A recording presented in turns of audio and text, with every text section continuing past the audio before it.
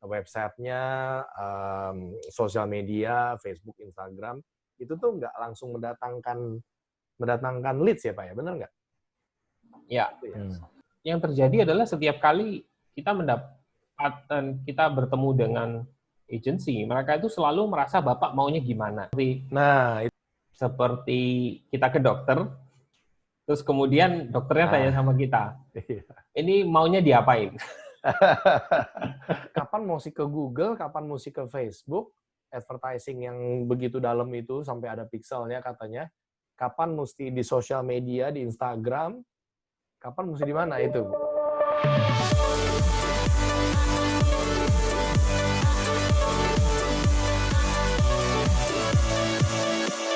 Selamat datang kembali di Leaderpreneur Experience bersama Coach Joshua Sutanto. Ya, hari ini saya bersama dengan seorang digital marketing expert nih, jagonya jualan di digital. Namanya Pak Sanjay Casey. Apa kabar Pak Sanjay? Ya, baik Joshua. Thank you sudah di-invite dengan Joshua di sini. Iya, kelihatannya kayak bule ini dari mana gitu ya, ternyata orang Indonesia nih. Iya, oke. Nah, Pak Sanjay, ini banyak dari kita para pebisnis, ya leaders yang ikut mendengarkan ini, banyak yang taunya jualan gitu ya, maunya jualan.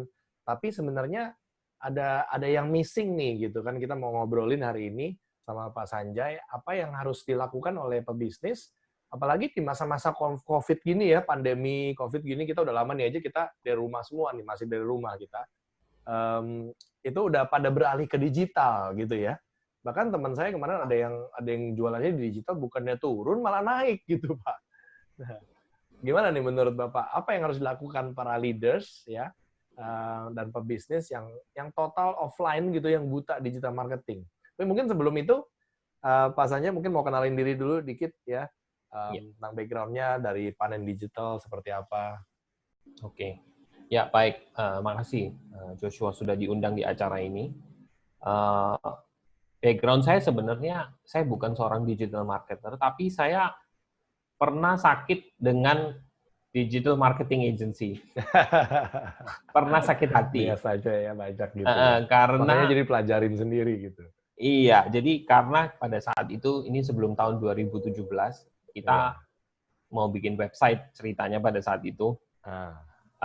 Pada saat kita bikin website itu, yang benar-benar membuat saya repot saat itu adalah pada saat saya membutuhkan seorang advisor, sebenarnya seorang partner dan advisor yang memberitahu saya bahwa ini loh caranya, ini loh caranya begini, dan yang pasti adalah semua orang yang bikin website itu tujuannya jualan. Betul. Memang ada juga yang memang bikin website itu untuk company profile. Tapi saya yakin sebagian besar orang yang bikin website itu mengharapkan dia berjualan atau paling tidak dapat calon customer yang akhirnya akan datang ke kantornya atau ke tokonya atau ke showroom-nya untuk akhirnya akan mau membeli barang. Ya. Yang terjadi adalah setiap kali kita bertemu dengan agensi, mereka itu selalu merasa Bapak maunya gimana. Nah, itu Pak. Ya, banyak tuh yang dialami. Saya juga banyak dengar dan kita alami sendiri semuanya ya. Dia mau bangun rumah, kita nggak ngerti bangun rumah, atau dia nanya, ini mau pakai mortar atau mau pakai bata merah atau bata putih? Waduh, nggak ngerti nih gitu. Itu ya Pak yang terjadi juga ya. Iya, jadi mereka seolah-olah seperti kita ke dokter, terus kemudian dokternya tanya sama kita, ini maunya diapain? Iya, betul. Maunya diapain? Jadi akhirnya kita yang datang ke para pembuat website atau digital agency, itu kita memberikan ide kita yang sebenarnya mungkin kurang tepat karena background kita itu kan bukan yang membuat website. Kita bidangnya adalah bidang offline. Jadi saya sendiri dari bidangnya 100% offline. Oleh karena itu akhirnya pada saat jadinya salah pasti. Betul. Karena sesuai dengan dia maunya ikutin maunya kita yang kita nggak ngerti sebenarnya. Iya. Maunya banyak, kita, Pak. Karena artinya begini, kita itu salah direction. Kita salah arah. Kalau sudah salah arah pasti sampainya ya ke tujuan yang salah. Iya. Dan pada saat itu saya masih ingat ya, ini kita lagi ngomong 2010, 11, 12 tuh saya kira-kira buang uang 70 jutaan. Wah. Dan nggak dapat apa-apa. Iya, iya. Dan akhirnya kita merasa ini offline ini, dunia online ini percuma ini nggak ada hasilnya. Sempat mau putus asa ya, Pak ya?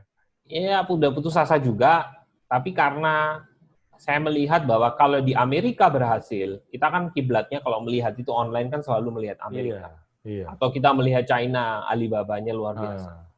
Atau kalau kita melihat India juga di sana banyak sekali perusahaan IT juga berhasil. Jadi kalau kita melihat 3 negara atau di Eropa juga banyak sekali perusahaan yang berhasil, Australia juga banyak yang perusahaan berhasil. Kalau mereka bisa berhasil, kenapa kita tidak bisa? Mungkin ini salah. Seperti kita kalau pegang kunci gitu. Kalau kita lihat tuh kunci pada saat diputar itu ada beberapa alur yang berputar, dan pada saat semuanya berputar baru kunci itu di dalamnya itu kan ada seolah-olah ada mekanismenya. Jadi pada saat diputar tuh semua berputar.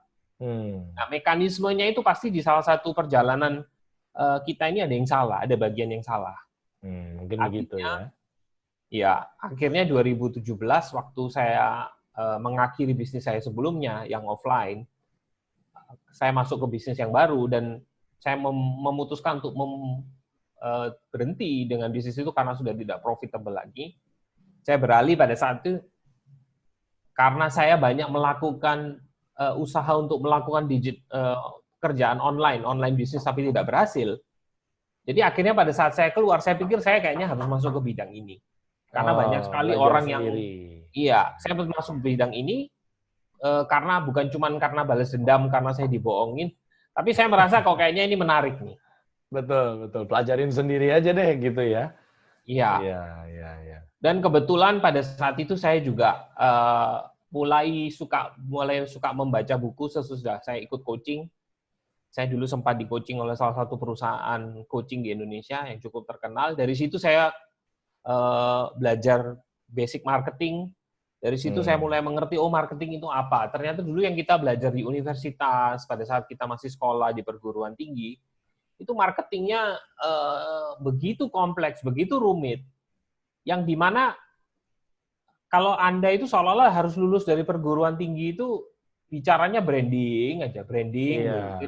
Jadi kalau kita mau jujur, pendidikan yang kita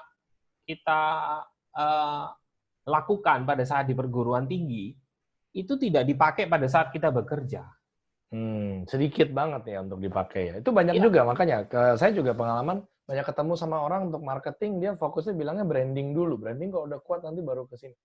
Branding itu kan butuh waktu lama gitu kan. Sedangkan kita udah mau jualan nih, mau dapat duit. Walaupun branding juga memang penting ya. Tapi itu. Nah, masalahnya berarti di sini lebih ke arah kayak pendidikannya gitu ya, Pak ya. Kita susah untuk dapat pendidikan yang benar-benar digital marketing ini harusnya gimana sih? Banyak yang confused kan, banyak yang bingung gitu. Dan terus terang tadi Bapak bilang juga banyak digital marketing agency ya yang memang nggak menjawab pertanyaannya para pebisnis nih. Kita maunya jual dapat hasil. Ada yang dekorasi doang gitu ya. Kalau saya bilangnya dia dekorasiin toko kita gitu, bikinin website segala macam. Karena yang pebisnisnya juga pikir website it's digital marketing. Ada yang saya pernah tanya tuh klien saya waktu itu, ya digital marketingnya gimana, Bu? Ya saya udah punya website. Terus, ya website-nya lagi dibikin. Terus nanti, ya biar nanti pada bisa beli di website. Nah loh, yang datang siapa? Itu kan cuma toko ya Pak, kalau yang saya percaya begitu ya. Jadi dia dekorasiin website-nya, sosial media, Facebook, Instagram, itu tuh nggak langsung mendatangkan leads ya Pak ya, benar nggak? Ya. Nah, berarti yang supaya mendatangkan leads, itu gimana tuh Pak caranya untuk para pebisnis yang buta nih sama digital marketing? Oke, begini. Tadi soal kita ke website dulu. Tantangan terbesar jualan di dunia online itu adalah website kita itu ada di negara antah berantah. Negara antah berantah, jadi ada di langit gitu. Kalau kita tidak eksis, artinya kita tidak berada di tempat di mana kita itu terlihat, kita tidak akan pernah dikunjungi. Kalau zaman dulu, kita buka toko, mungkin kita buka toko di pasar, atau kita buka toko di pertokoan, atau kita buka toko di mall, atau kita buka toko di sebuah area memang jualannya untuk itu. Sebagai contoh nih, mungkin zaman dulu pintu kecil nih, itu urusannya dengan kain, garment, dan lain sebagainya. Tanah Abang, di mana kita tinggal buka toko, tempatnya udah rame, dan akhirnya tinggal buka. Nah, cuman pada saat di situ masalahnya adalah begini. Jadi kesatu ada keuntungan di mana tempatnya udah rame, kita tinggal buka toko, ada pembeli. Tapi masalah yang lain adalah kontraknya naik terus. Iya, lebih mahal gitu ya. Iya, tambah lama tambah mahal, kecuali kita memiliki toko itu, akhirnya kita benar-benar beruntung karena udah milik sendiri, nggak bayar kontrak, naik terus. Jadi kontraknya nggak naik dan juga nggak diusir. Jadi satu tadi berarti website memang penting ya, tapi itu tidak bisa, itu hanya untuk existence ya Pak ya. Jadi satu adalah existence. Nah, lalu selanjutnya? Oke, jadi website itu kalau dulu buka toko, kalau tempatnya yang penting ramai, strategis, langsung punya toko. Kalau sekarang masalahnya buka punya website itu karena dia berada di negara anta beranta, karena waktu buka kan nggak diketahui. Jadi berada di angkasa. Bagaimana caranya diketahui? Artinya kita harus eksis di Google. Jadi pada saat dicari, kita harus ada di halaman Google. 1. Atau, nah, untuk berada di halaman 1 di Google, pasti kan tidak bisa langsung, karena Google maunya hanya mereferensikan toko-toko yang sudah dikenal, yang dia sudah tahu, yang sudah terregister. Nah, karena itu susahnya itu yang bagi bisnis kecil baru mau mulai, gimana caranya supaya eksis di Google tadi itu gitu. Iya. Nah, saya tambahkan juga selain Google, kalau bisnis Anda memang bisnis yang consumer goods, yang di mana orang beli langsung pakai, langsung dikonsumsi, dia harus eksis di Tokopedia, atau dia eksis di Shopee, atau dia eksis di marketplace atau di Bukalapak. Nah, itu adalah dua di mana kalau kita bilang toko ini marketplace ini kan seolah-olah Amazon lah, Amazonnya di Amerika. Jadi kita harus eksis di Google atau di 3 marketplace itu, kita harus ada di sana. Dan di 2 tempat itu kalau kita baru memulai karena orang belum tahu, Google juga baru mengenal kita, belum memunculkan kita di halaman pertama, shortcut kita harus pasang advertisement, harus pasang ads di Google. Di Google, kalau Google di Ads, Tokopedia dan lain sebagainya, mereka harus pasang di top ads kan. Di sana kan namanya top ads. Ya. Supaya bisa muncul ke depan. Gitu. Iya. Nah, untuk tahap awal kita harus eksis di 2 tempat itu. Nah, dengan cara ads dulu, baru masuk ke SEO. Karena ads dulu, baru ke SEO. Nah, itu banyak yang salah juga. Banyak orang yang langsung fokusnya ke SEO. Sedangkan SEO makan waktunya bisa 6 bulan setahun tuh katanya. Betul. Ya. Karena untuk melakukan SEO itu kan artinya optimasi mesin pencari. Kita harus mengoptimasikan diri kita, mengoptimasikan usaha kita, toko kita, dioptimasi supaya Google mengenal. Sekarang pertanyaannya, apa sih itu optimasi?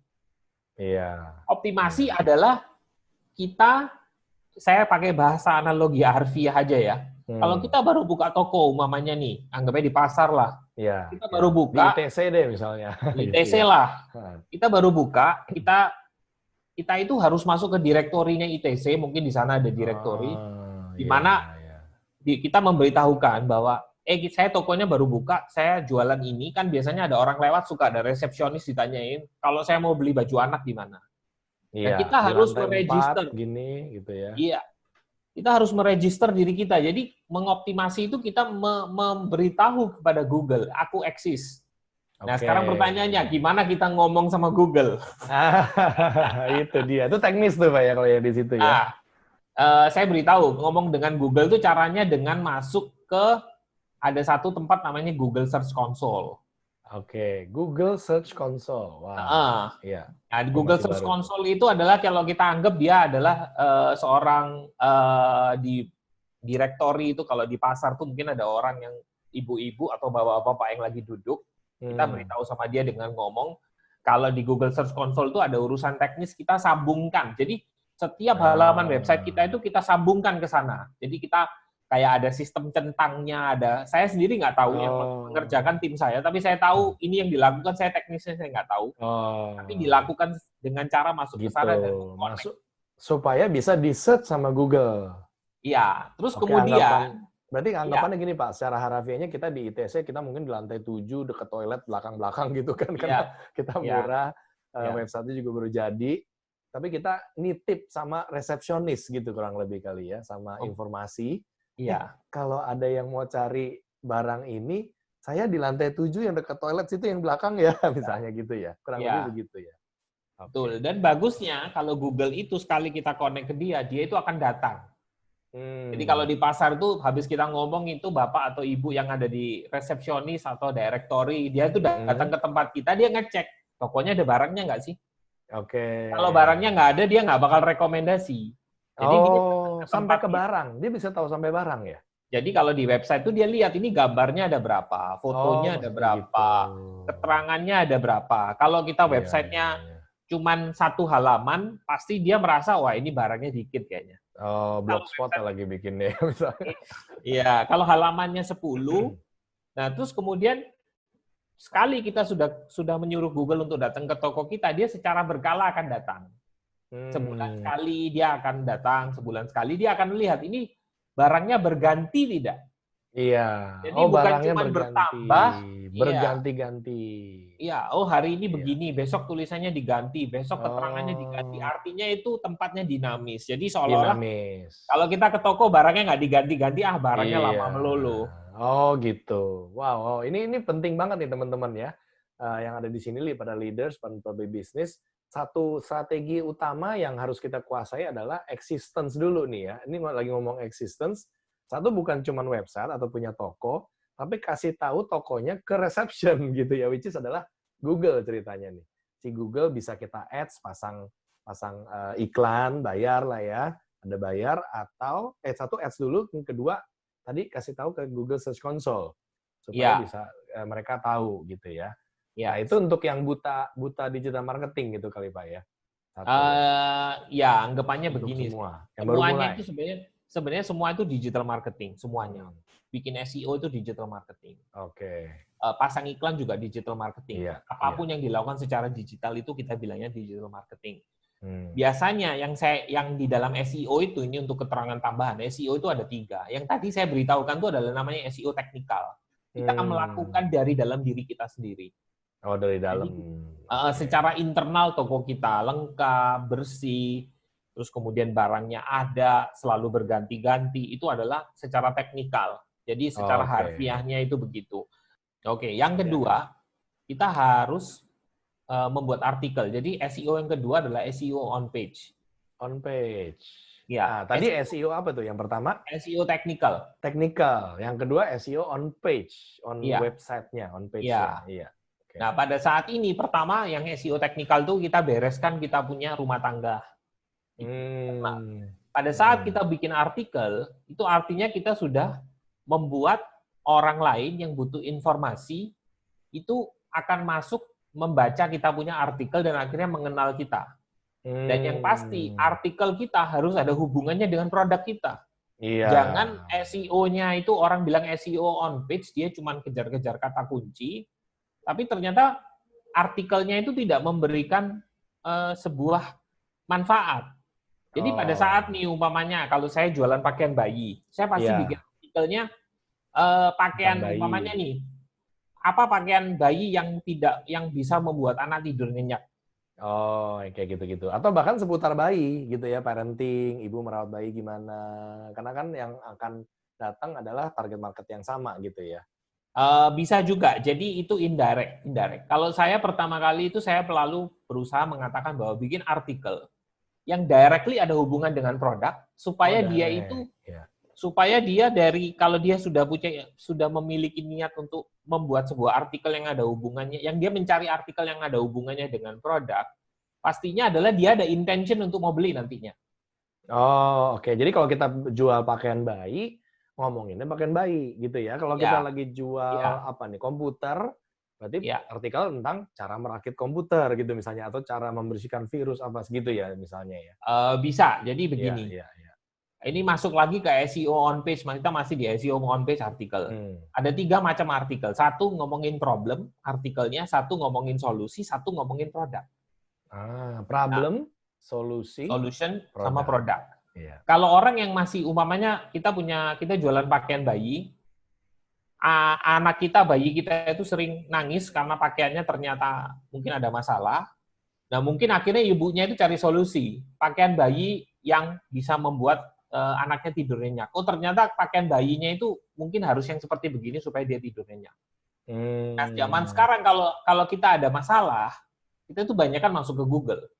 Pada saat masuk ke Google kita dapat jawaban, ternyata jawaban itu datang dari website kita yang jualan pakaian bayi.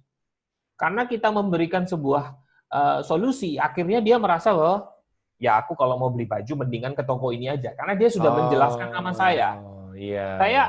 Saya yakin kita semua yang saat ini mendengar pembicaraan kita ini, kita pasti dulu suka pergi ke toko yang memberi kita informasi yang lengkap sebelum memberi keterangan.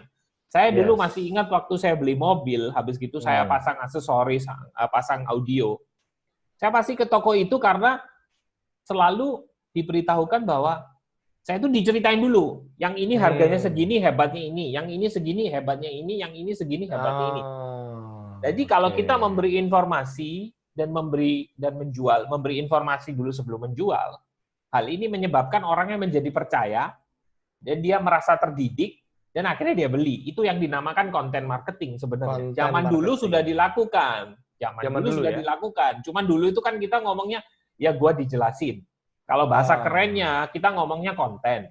Jadi hal ini juga saya mengatakan bahwa sebenarnya marketing itu dari dulu sampai sekarang itu zamannya sama aja. Cuman beda bahasa sekarang. Dengan beda bahasa banyak orang yang bingung gitu bahwa konten marketing itu apa sebenarnya? Konten marketing itu ya kalau bahasanya gua ngerti karena udah dijelasin.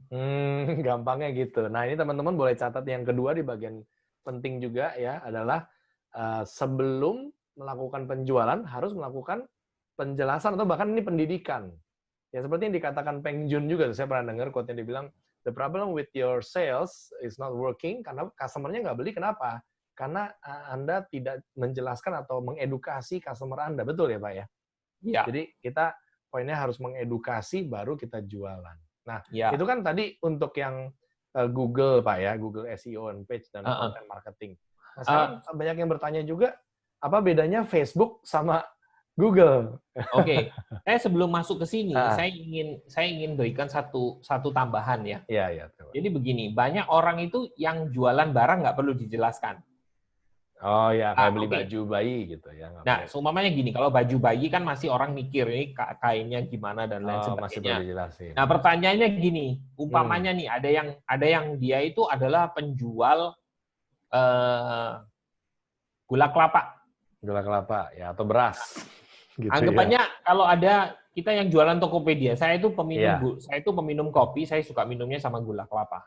Oh, oke. Oke, sekarang pertanyaannya, Pak, saya kalau jual gula kelapa, masa saya jelasin jualan gula kelapa itu gunanya untuk apa dan lain sebagainya. Nah, ini saya beritahukan. Kalau Anda jual sesuatu yang sudah sangat jelas dan orang itu tidak perlu dijelaskan, itu Anda penjelasannya hanya seputar satu, harganya berapa, beratnya berapa, bahannya apa, dibuatnya apa, dan kemudian Anda tunjukkan reviewnya berapa, terus tunjukkan nikmatnya minumnya, itu yang dilakukan saja. Jadi nggak perlu bikin artikel. Jadi banyak orang merasa begini. Banyak orang begini ya. Ini saya mau keluarkan sebuah penjelasan. Kapan-kapan penjelasan ini hanya bisa saya jelaskan dengan forum seperti ini. Adalah begini. Satu resep dipakai untuk semua orang itu nggak bisa. Nggak bisa. Jadi setiap barang, setiap produk, setiap bisnis beda-beda. Jadi seumpamanya ini saya bilang nih, Anda bikin artikel ya. Nah, itu adalah untuk orang yang produknya perlu penjelasan, adalah solution product. Tapi kalau produknya gula merah itu nggak perlu. Kalau komoditi berarti tadi poin pentingnya adalah yang harus dijelaskan adalah emosionalnya berarti Pak tadi. Gimana menikmatinya gitu ya? Paling menikmatinya itu juga sedikit, hanya dari sebuah review saja. Karena sebenarnya orang kalau beli gula merah itu ini namanya kalau dibilang ini produk yang orang hanya mencari offernya. Dia tidak mencari lagi, gunanya gula merah itu untuk apa. Oh, udah tahu. Jadi produk itu ada 4 nih. Ada 4 produk. Produk yang memecahkan masalah, itu problem produk, solusi produk. Terus kemudian di atasnya adalah di mana kita harus menjelaskan manfaat, dan yang lagi terakhir adalah orang datang harganya berapa. Kayak kita beli HP. Beli HP. Anggapannya Anda mau beli HP, let's say merek Samsung atau merek, sebentar, HP saya merek apa? Saya suka lupa malah. Xiaomi atau apa gitu ya, iPhone Ya, dan Oppo sebagainya. atau dan lain sebagainya. Kita kalau ke tokonya itu cuma lihat fitur terbarunya apa, harganya berapa, Iya. ada diskonnya enggak, Iya. bayarnya gimana, karena ini adalah sebuah produk yang levelnya itu sudah over base, udah over. Udah pada Sama tahu lah seperti intinya gitu ya. sama Itu seperti maksudnya udah gula pada tahu. merah, sama seperti gula merah yang tadi. Jadi banyak sekali saya melihat itu banyak guru-guru yang mengatakan bahwa kamu pokoknya bikin artikel ya, yang tergantung produknya kayak apa. Nah, sekarang challenge-nya berarti gini, Pak. Kalau ngomong tadi yang komoditi nih, kalau ngomong komoditi berarti banyak juga yang nanya, gimana ini barang saya, ini kita perang harga terus, karena kan sama barangnya. Sama-sama gula, apa tadi, gula kelapa, Gula atau merah, atau nasi gula gitu kelapa, ya. gula kelapa. Gula kelapa ya. Sama-sama gula kelapa nih, gitu. Barangnya sama, kayak tadi jual handphone. Sama semua. Berarti kuncinya gimana untuk supaya memenangkan? Bisa terjual banyak oleh dicari customer lah gitu ya. Ini adalah salah satu yang saya bilang kalau sudah nggak ada uniqueness, itu yang harus mainkan tuh branding. Jadi seumpamanya nih, Anda sudah, ini gula kelapa, gula kelapa, gula kelapa, gula kelapa. Gula kelapa semua. Akhirnya packaging-nya dibagusin, dibandeling yang tepat, di branding. Karena orang akhirnya itu, dan kemudian yang pasti adalah Anda bisa menaikkan harga, punya elastisitas tertentu, tapi nggak bisa benar-benar loncat elastisitasnya. Nah, orang kalau sudah masuk ke sebuah komoditi, di mana saya punya, dia punya, ini punya, tetangga punya segala macam, akhirnya kita harus mainnya di brandingnya. Branding, oke. Kayak contoh gula adalah tahap gitu ya, atau gula apa, ada gula yang lebih branding. Betul, gulaku. Terus kalau pisang Cavendish. Oh, ada begitunya. Jadi mereka akhirnya mainnya branding, kadang-kadang dikasih label lah dan sebagainya, distribusinya dibesarkan. Itu memang tahap di mana produk itu sudah masuk ke level of maturity yang sangat tinggi. Nah, kalau orang nggak bisa branding, saya merasa itu sudah kalah saingan. Sudah kalah. Akhirnya harga terus, mendingan cari produk yang punya uniqueness.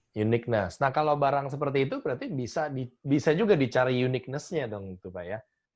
Misalnya barang apa, dia tambahin apa yang menjadi uniqueness-nya dia, gulanya apa gitu misalnya, atau nasinya. Nah, kalau seumpamanya dia kalau mau branding itu kan artinya sudah mulai menceritakan ini dibuatnya gimana. Branding itu gimana prosesnya, mekanisme pembuatannya lebih hebat. Tapi itu semuanya artinya kan dia harus, pada saat dia sudah mulai branding, dia harus membesarkan distribusinya. Kalau enggak, dia nggak dapat omset, itu siapa yang mau membayar itu untuk branding? Branding kan mahal. Jadi ini kembali lagi ke mengatakan bahwa setiap produk, setiap solusi itu tergantung daripada apakah produk itu sudah masuk ke tahap paling tinggi, atau kita bilang level 5, itu market maturity-nya udah sangat tinggi, atau dia masih dalam level 1. Iya. Kalau masih baru, edukasi, konten marketing, dan sebagainya. Kalau sudah maturity tinggi, atau tadi komoditas, atau maksudnya sama semuanya, maka cari branding yang akan membuat uniqueness gitu ya Pak ya? Iya. Branding sebagai itu yang akan membuat uniqueness. Sebagai contoh nih, saya punya klien, dia adalah bimbel, bimbingan belajar. Ya, kalau pada saat itu bimbel itu orang paling itu adalah dia itu artikel-artikelnya itu ngomonginnya soal solusi semua. Bukan ngomongin soal problem, karena orang sudah tahu bimbel itu anakku, jadi nggak ada begini. Anakku nilainya jelek, aku harus apa ya? Enggak. Anakku nilainya jelek, aku harus kasih dia bimbel atau les privat. Akhirnya artikelnya yang mana gitu ya. Nah, bimbel atau les privat. Pertama cari solusi. Terus kemudian kalau naik satu lagi, mau pakai bimbel A atau bimbel B. Oleh karena itu, artikel dia nggak ngomongin problem. Anak Anda nilainya jelek, Anda harus punya bimbel. Enggak. Sekarang adalah karena orang yang nyari gimana caranya supaya anaknya itu nilainya bagus. Mereka berpikirnya dengan cara begitu. Artinya akhirnya artikelnya itu ngomongin soal solusi, nggak ngomongin soal problem. Jadi artikel sendiri itu tergantung apakah orang yang mencari itu berpikir secara problem atau berpikir secara solusi. Kalau klinik kecantikan, cara memutihkan wajah. Dia pada saat cek itu suka cara memutihkan wajah, cara hilangkan jerawat. Nah, kalau cara hilangkan jerawat, mereka tuh cari solusi semua. Jadi artikelnya harus sesuai dengan itu. Ini soal ini. Ya, jadi ada problem, ada solusi, ada produk ya, antara tiga tadi ya. Nah, sekarang balik ke pertanyaan tadi tuh Pak, yang orang udah penasaran. Terus ketiga ada offer. Ya, ada offer. Oke. Jadi tadi kita ulang dikit ya. Jadi tadi ada problem, ada solusi, terus ada produknya, lalu offer. Iya.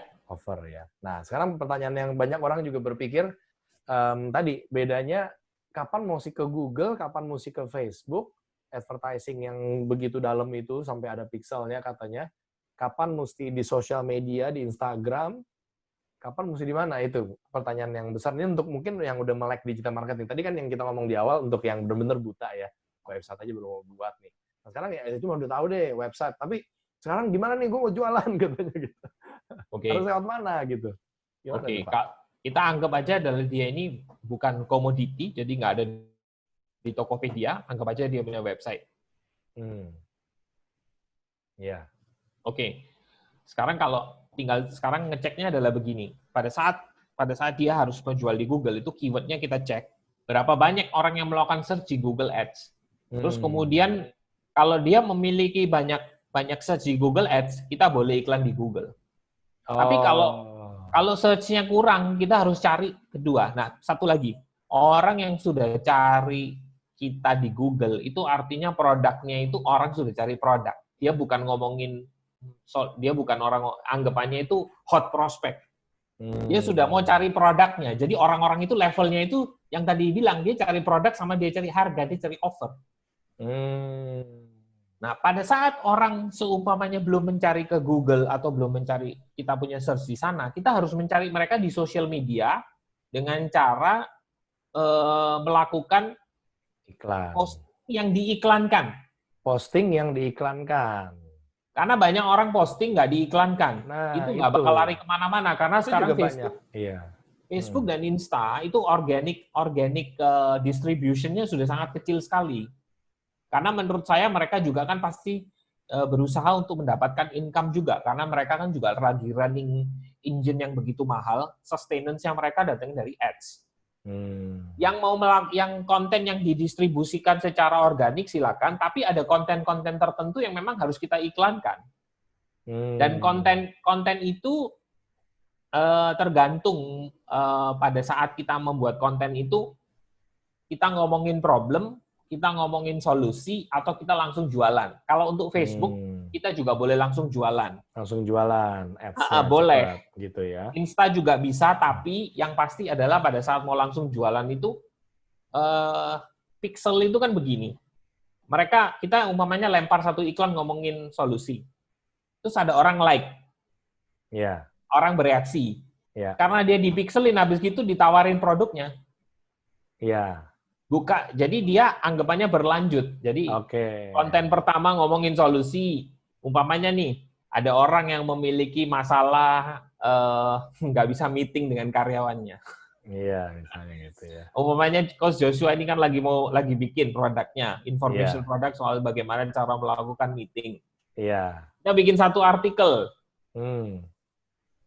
Apakah Anda sering meeting tapi hasilnya gagal terus?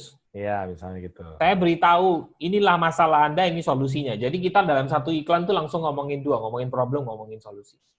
Oh, di iklannya gitu. Ya, di iklannya, terus di situ kan ada long form iklan. Kita bisa bikin long form iklan. Kalau ada yang baca dan dia klik, dan kita tawarin dia baca artikel berikut ini, dan Anda bisa juga mendapatkan e-booknya. Dia klik, dia baca artikelnya, dia baca e-booknya. Nanti ditawarkan sama dia. Itu beauty-nya Pixel ya, bagi yang baru pertama kali dengar namanya Pixel. Itu Facebook punya robot. Facebook dan Instagram ya, itu ya, dua-duanya langsung punya robot yang namanya Pixel yang dia bisa targetin kembali bagi orang yang sudah melihat, sudah apa gitu ya. Itu beauty-nya. Berarti tadi kesimpulannya kalau Google itu untuk yang sudah barangnya yang sudah bisa dicari gitu ya. Kalau kayak kita prospek kayak kita mau cari handphone kemana? Oh yuk ke ITC sana yuk. Yang isinya handphone semua. Kalau baju yuk ke situ yuk, ke pasar mana yang isinya baju semua gitu ya. Kalau itu saya berikan satu penjelasan yang mungkin jadi pegangan. Jadi begini, orang yang ke Google tuh memiliki intent. Udah intent, ya udah tahu mau ke sana. Jadi dia ngetik. Dia ngetik nih cara beli gula kelapa. Iya. Beli ke pasar gula kelapa gitu kan. Itu Google. Nah, kalau Facebook berarti dia lagi nggak perlu sesuatu, misalnya nggak perlu misalnya tadi kecantikan atau apa misalnya, terus tiba-tiba di-intercept gitu ya. Berarti ini strateginya intercept ya? Iya, pada saat di-intercept, kita kasih interest-nya dia. Jadi karena si Facebook itu tahu kita punya behavior, sociographic. Dia tahu sociographic sama psychographic. Iya, iya. Sociographic sama psychographic kenapa? Secara sosial kita ngapain? Psikologi. Psikologi, betul. Jadi pada saat Facebook itu, dia itu jadi begini, saya pernah lihat satu film. Setiap orang itu dia punya touch point kita itu di-record. Saya lihat Joshua nih. Joshua umpamanya barusan keluarin e-book lah. Saya like. Oh, jadi Sanjay ini suka meeting mastery. Umpamanya pada saat misalnya gitu. Iya, iya. Kita langsung punya direkod tuh ya. Iya, jadi artinya kita itu secara nggak langsung itu sebenarnya di pixel setiap kali dikenain cookies, seluruh kita punya behavior, sociographic, psychographic itu direcord, akhirnya kita ini dijadikan sasaran penjualan berdasarkan kita punya interest. Jadi makanya semua social media itu interest based. Interest based, ya. Bahkan kemarin ada yang bilang juga itu nggak tahu benar atau nggak, tapi kayaknya sih begitu tuh, karena dia lagi ngomong sama istrinya tentang mesin cuci Hitachi. Ya. Kita mau beli mesin cuci Hitachi gitu. Nggak cari di Google. Kalau dicari Google udah tahu pasti kena targeting tuh gitu ya. Iklannya kemana-mana, baca Kompas pun gitu. Tapi ini lagi ngomong, katanya Facebook diam-diam open mic, dia dengerin, dia terjemahin, terus besoknya dia terkaget-kaget ada iklan mesin cuci Hitachi. Iya, itu memang saya pernah baca artikel mengenai hal itu. Ini adalah artikel itu saya baca dia lagi ngomongin lagi mau jalan-jalan kemana, besok langsung yang keluarin tuh penawaran tiket pesawat. Iya, gitu ya. Berarti dia juga diam-diam nih sekarang handphone saya dari sini juga dia dengerin. Bentar lagi dia iklanin apa ya. Oke. Kayaknya hati-hati jadi pejabat, nanti di-record. Iya. Nah, berarti banyak tadi balik lagi ke yang udah ngerti digital marketing, tapi banyak yang dikerjain juga sama digital agency, berarti masalahnya adalah memilih digital agency yang tepat, gitu ya Pak ya? Iya. Gitu. Yang mengerti strategi. Yang mengerti strategi, itu penting. Tuh, teman-teman, yang mengerti strategi, bukan hanya yang teknis. Sebenarnya itu pun berlaku buat semua. Dulu bisnis saya software juga, cuman kalau software, kita jual software hanya yang ngerti coding dan teknis. Artinya nggak menjawab tuh. Akhirnya kenapa kita dulu bagus, karena kita ngerti dalamnya, secara bisnisnya, secara keuangannya kita ngerti gitu ya. Berarti sama dengan digital marketing, bukan hanya teknis, bukan hanya jago desain, bikin posting di Instagram atau di mana, tapi ngerti strategi. Itu ya yang kuncinya di situ ya. Ya. Oke. Nah, sekarang pertanyaan yang paling ultimate nih, Pak. Pertanyaan ultimate. Berarti kunci suksesnya apa nih kalau cuman dari semua yang tadi kita udah bahas? Kunci suksesnya di penjualan digital. Karena mungkin yang dengerin di sini ada yang mungkin masih baru mau masuk digital, ada yang udah lama tapi nggak berhasil. Nah, ada juga yang secara offline nih udah bagus penjualan, tapi karena terkena dampak macam-macam ini jadinya turun. Yuk, udah pindah ke digital, apakah bisa tuh dibawa ke digital atau harus ganti produk atau gimana? Nah, itu jadi pertanyaannya kunci suksesnya untuk di digital marketing itu harus fokusnya kemana tuh Pak Sanjay? Kalau pada saat ini yang saya sarankan begini. Kesatu adalah tadi kan bilangan kunci ya. Yang pasti adalah strategi itu adalah sebuah tujuan. Strategi adalah sebuah tujuan. Ya. Strategi adalah sebuah tujuan yang ingin dicapai dengan melewati beberapa tahap.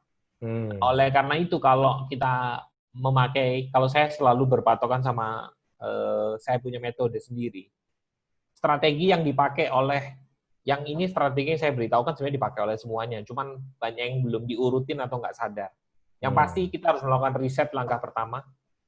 Untuk tahu barang apa yang dijual, kompetitor kita siapa, iklan yang mereka pasang apa, dan kemudian mereka berjualannya bagaimana. Sesudah dapat riset itu, kita sekarang mau bersaing dengan mereka, kita lebih baik melihat apa yang mereka lakukan dan melakukan lebih baik dari mereka. Pada saat kita membuat website, membuat landing page, masuk ke marketplace. Jadi yang dimaksud dengan membuat toko online itu bisa di marketplace, bisa buat website sendiri, bisa Jadi page. website, market atau landing page aja. Ya, Nah, perbedaan website dan gitu landing page itu pasti ada bedanya. Iya. Hal itu kita harus pastikan apa yang kita harus lakukan. Yang ketiga adalah kita harus build database. Database, oke. Kita Jadi satu harus riset siapkan dulu, research. Yang kedua tadi apa?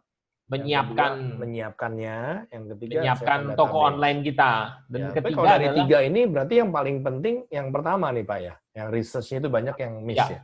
Iya, karena mereka nggak pasti bahwa jualan barangnya harus yang bagaimana, memiliki keunikan. Sesudah setup 3 ini, kita setup ketiga-tiganya, kita masuk yang keempat adalah kita harus bisa ditemukan di Google dengan melakukan SEO teknikal yang tadi. Yang tadi ditemukan. Terus, sebenarnya SEO ada 3, tapi saya sarankan pertama 1 dulu, dan kemudian kita punya social media account.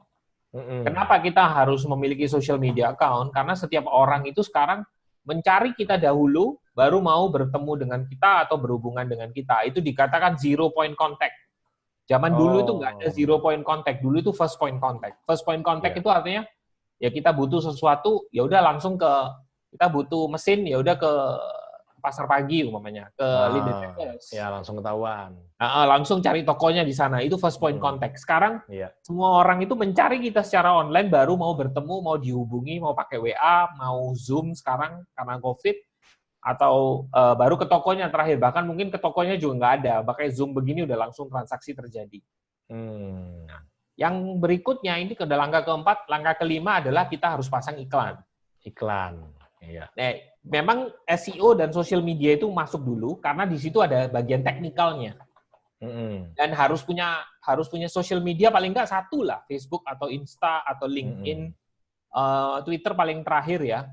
Ada lagi Pinterest di sini nggak terlalu. Supaya tujuannya apa? Supaya pas kita beriklan, pas dia lihat tokonya paling nggak ada gitu ya, paling nggak bagus lah. Jadi kalau umpamanya dia melihat FB kita ini nggak pernah posting sebulan sekali pun, paling nggak sebulan 2-3 kali lah, atau seminggu sekali lah, nggak boleh 2-3 kali, seminggu sekali, dia ngecek kita ini perusahaan ada geliatnya, walaupun kita nggak pasang iklan.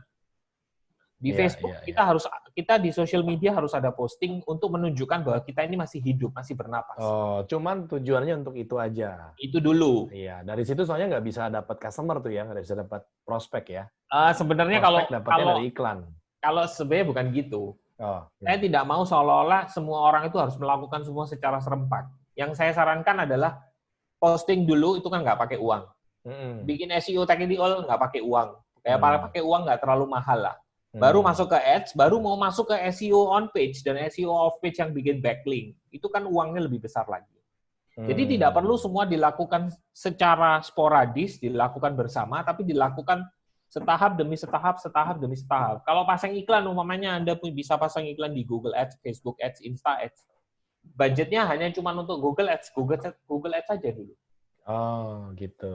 Ya. Tapi pilihan pertama yang mana nih? Anda punya customer itu terkonsentrasi di mana paling banyak? Apa di Google Ads, apa di Facebook, apa di Insta? Itu kita harus riset dulu di mana mereka berada. Tidak perlu sporadis. Ada yang kita iklan di Facebook, terus ada yang nawarin YouTube, ada yang nawarin ini. Semuanya dilakukan sporadis, padahal sebenarnya ketiga-tiganya itu bisa berhubungan. Ini dulu, terus ini dulu, bahkan YouTube dan Google itu sebenarnya berhubungan. Ada di mana orang yang udah masuk YouTube, nanti iklan kita dikeluar di sana. Karena lagi ya, YouTube dan Google berhubungan karena dipunyai orang-orang yang sama ya, Google juga. Facebook dan Instagram. Gimana tadi kita nonton di YouTube, nanti akan iklannya bisa muncul di Google gitu ya? Iya. Karena mereka berhubungan, yang di Facebook nanti ke Insta, yang Insta ke Facebook. Iya, pasti. Nah, langkah ke-6 yang terakhir adalah kita harus, bukan yang terakhir, langkah kan 1, 2, 3, 4, 5, sekarang yang ke-6, email marketing, kita berhubungan dengan email marketing atau dengan messenger. Email marketing penting ya Pak ya? Iya, atau kalau di sini sih chatbot saya nggak tahu, dan dengan email marketing kita menjalin hubungan di mana kita mengirimkan mereka email secara reguler. Tapi jangan ngirim email tanpa alasan yang jelas, jangan cuma ngirim email, cuma ucapin selamat tahun baru, selamat hari raya, selamat hari Natal, itu percuma. Jadi dikirim adalah tips-tipsnya juga, tips yang berhubungan dengan produk kita gitu ya Pak ya? Boleh kirim tips, tapi jangan lupa kita juga jualan. Oke. Karena orang yang sudah beli dari kita, mereka mau tahu update-nya juga, apa ada barang baru lagi, apakah ada sesuatu yang baru. Tapi itu pun dilakukan dengan sebuah frekuensi yang teratur ya. Iya. Ngomong-ngomong email nih Pak, itu memang email marketing masih relevan nggak? Orang tuh lihat email sebanyak karena kan di email tuh udah promosi banyak banget siapapun ngirim ke email gitu kan. Relevan dengan catatan bahwa dia memang opt-in sendiri. Kita nggak boleh spamming, kita nggak boleh ambil Iya, data betul, orang, terus betul. tiba-tiba dikirimin email. Dia harus opt-in dengan sukarela.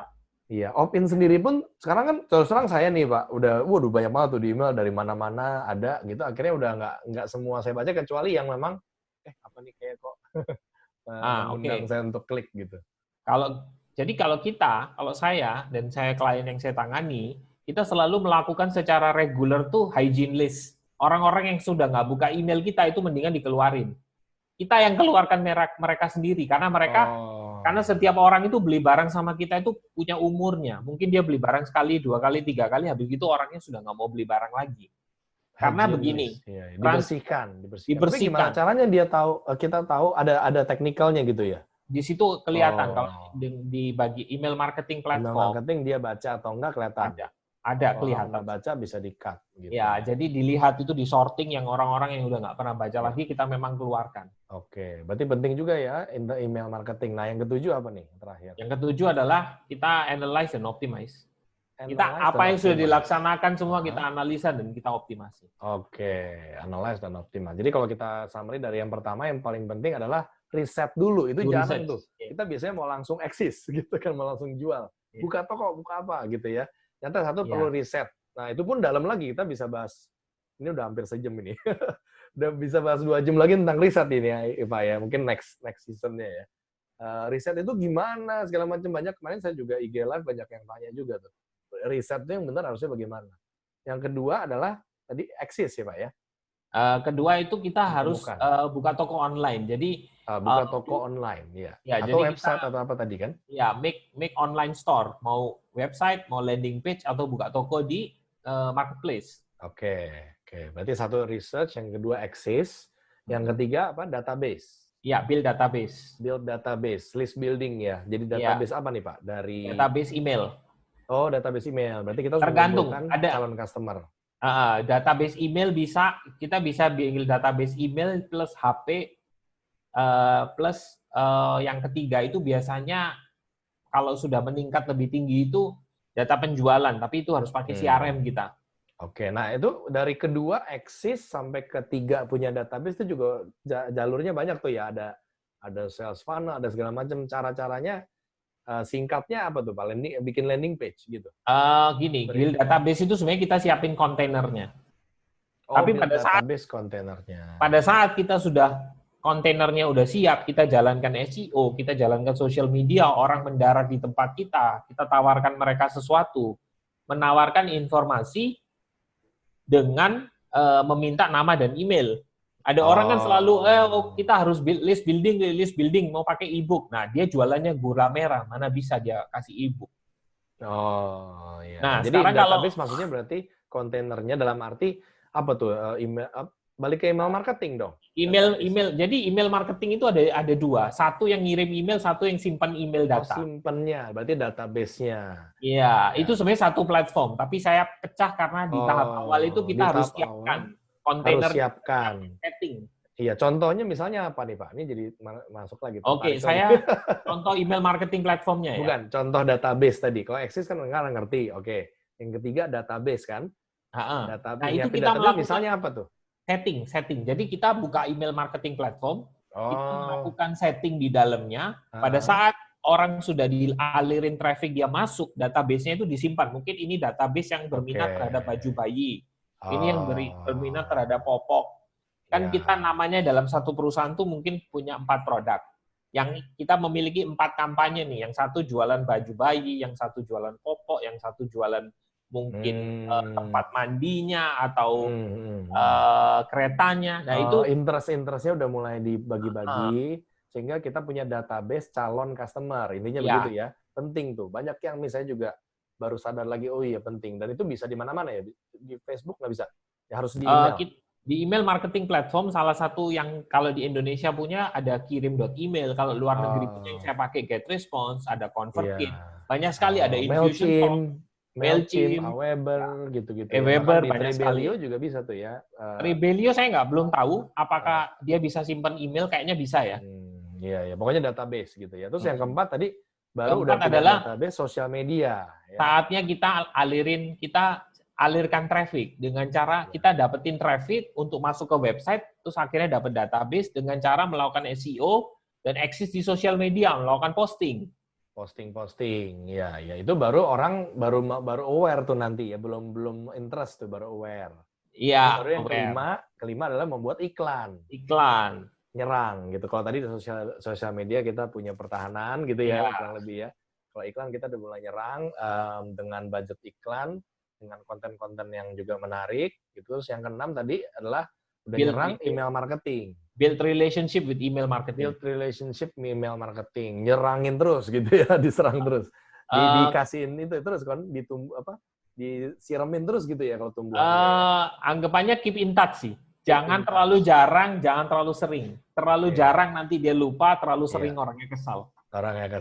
Dan yang terakhir adalah analyze dan optimize. Jadi itu diputar lagi gitu ya. Maksudnya balik lagi ke nomor 1 berarti ya, ke research lagi. Iya, bisa ke nomor 1 atau kita masuk ke nomor 2. Karena kalau risetnya udah matang, kita paling perbaiki lagi langsung ke nomor 2-nya. Mungkin website kita kurang optimasi, message kita kurang bagus.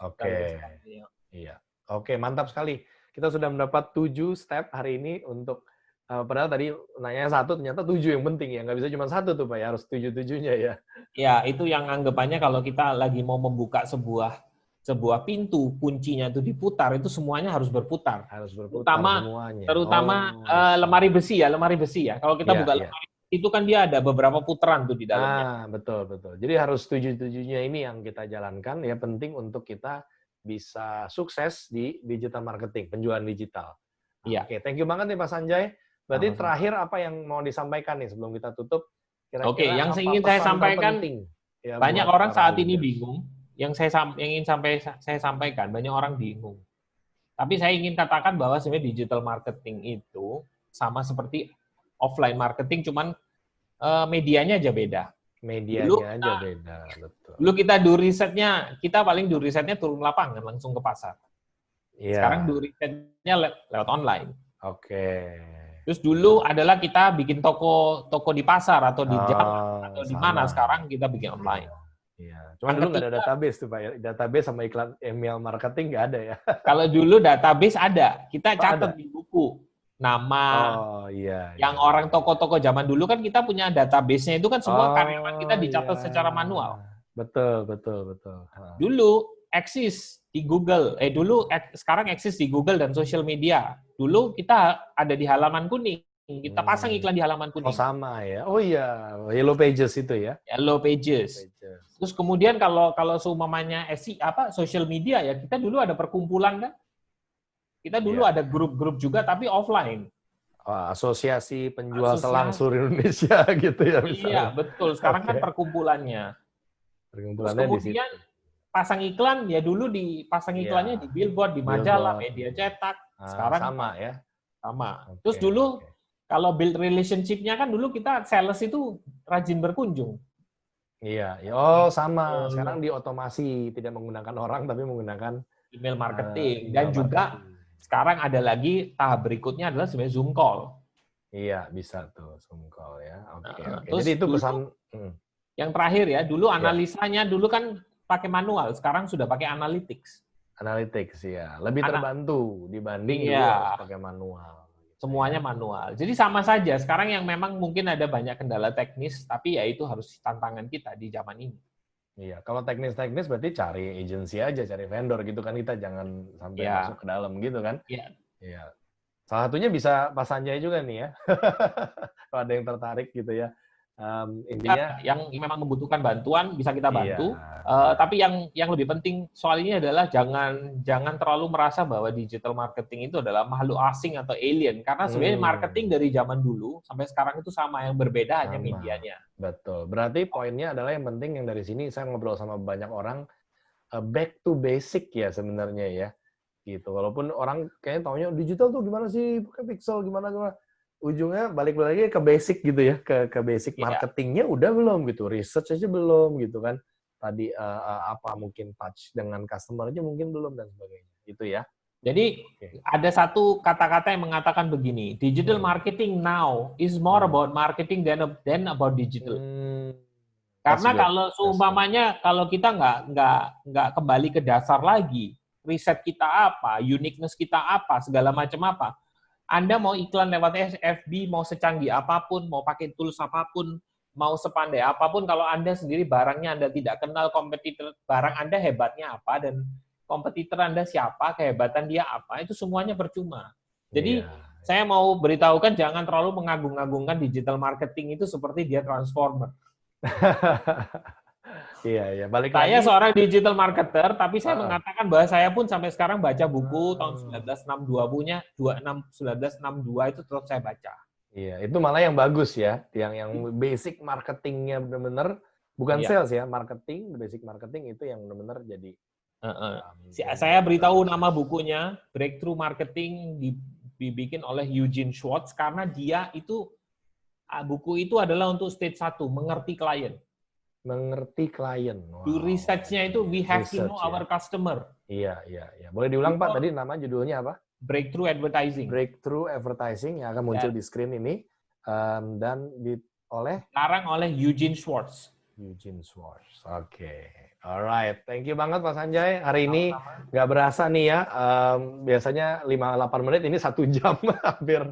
Oke. Nanti kita akan banyak lanjutan-lanjutan. Kalau Anda menarik, tolong tulis di komen di bawah. Jangan lupa juga untuk subscribe dan YouTube saya, ya juga di Instagram dan di Facebook, Coach Joshua Sutanto. Boleh kasih komen di bawah ini, dan kita bisa diskusi. Nanti Pak Sanjay juga mungkin bisa kita sama-sama menjawabkan untuk komen-komen Anda yang ada di sini, ya. Oke, thank you Thank Pak you. Sanjay. Thank you Yuk. semuanya yang sudah hadir di sini. Kita ketemu lagi di Leaderpreneur Experience selanjutnya. Bye-bye.